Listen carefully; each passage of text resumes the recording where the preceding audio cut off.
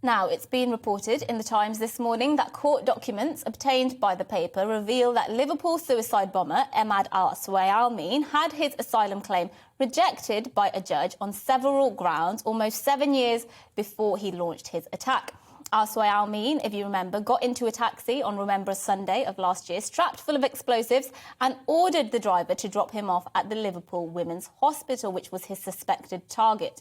However, somewhere between a sheer stroke of luck and divine intervention meant the bomb detonated just outside the hospital, killing nobody but Swayalmin himself. The taxi driver managed to escape just seconds before the car blew up.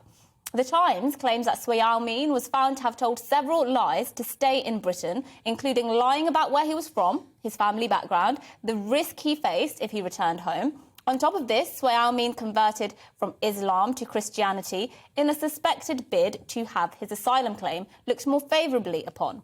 Now, this poses a whole host of questions around our, quite frankly, inept immigration system.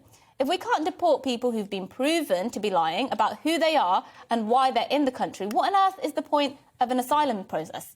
According to the government's own figures in a policy statement published last month, as of 2020, around 42,000 failed asylum seekers are still living in the UK despite having their asylum claims refused.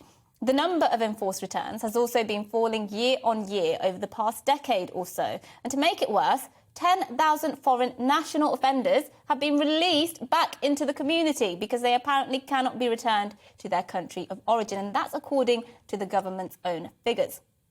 The longer the Home Office and our judicial system keeps failing to enforce the law of the land and deport people who are obvious red flags, like Swayalmin, I think the less kindly people might look on immigrants in general.